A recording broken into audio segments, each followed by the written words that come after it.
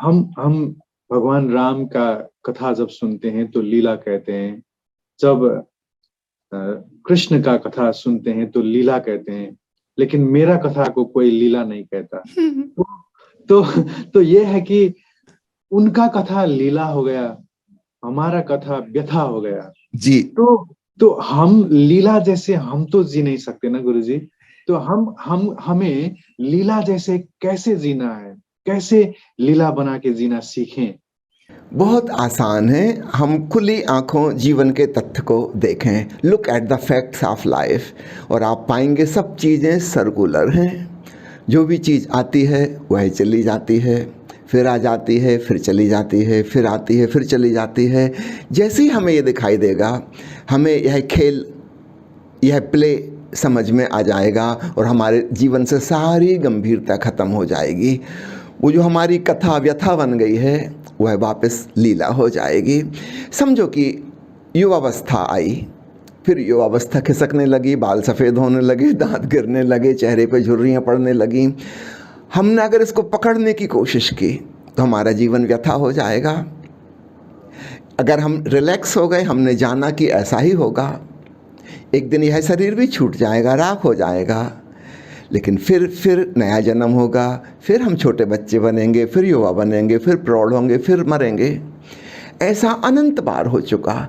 तो दो उपाय हैं, या तो हम वर्तमान में जीवन के तथ्यों को देखें, गौर से देखें, और अचानक हमारी गंभीरता ख़त्म हो जाएगी, या हम अपने पिछले जन्मों को जानें, पास्ट लाइफ रिग्रेशन के द्वारा, जाति स्मरण के द्वारा। तब हमें याद आ जाएगा, अरे अभी मैं जो कर रहा हूँ यह तो हजारों बार कर चुका।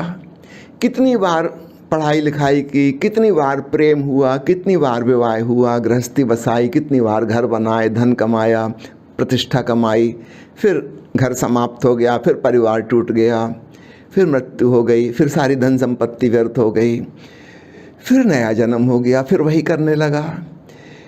कितना परेशान हुआ मैं शरीर की छोटी सी तकलीफ़ के लिए, बचाने की कोशिश करता रहा और अंत में पाया कि चिता पर राख हो गया, कुछ भी नहीं बचा। मैंने सुना है, एक मजाक कल ही पढ़ रहा था, एक चुटकुला।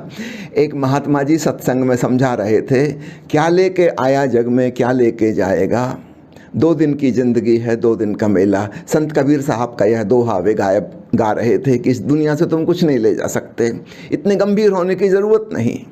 इज्जत मिले कि बेइज्जती मिले, गरीब रहो कि अमीर रहो, पढ़े लिखे हो जाओ कि अशिक्षित रहो, कुछ फ़र्क नहीं पड़ता। सुंदर हो कि कुरूप हो, ज्ञानी हो कि अज्ञानी हो, कोई फ़र्क नहीं पड़ता।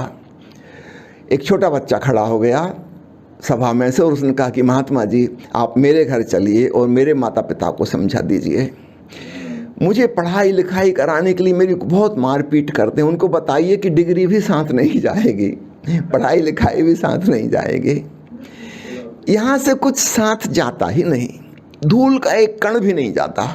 यहाँ तक कि हम जैसे अपना ज्ञान कहते हैं, हम सोचते हैं हमारे भीतर है, वह भी हमारे भीतर नहीं है, वह मस्तिष्क की सेल्स में कुछ खास न्यूरॉन्स में डिपॉजिट है। जब शरीर चिता पे जलेगा यह मस्तिष्क भी राख हो जाएगा, कुछ भी हमारे साथ नहीं जाएगा।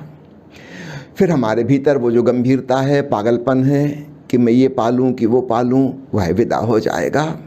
ठीक है, काम चलाओ, हम आजीविका कमाएंगे, नौकरी भी करेंगे, दुकान भी करेंगे, पढ़ाई लिखाई भी करेंगे, सब कुछ करेंगे, लेकिन गंभीरता खत्म हो जाएगी तो हमारा जीवन लीला हो जाएगा। तो ये बड़ा फ़र्क है, हमारी व्यथा भी लीला वाली कथा बन सकती है।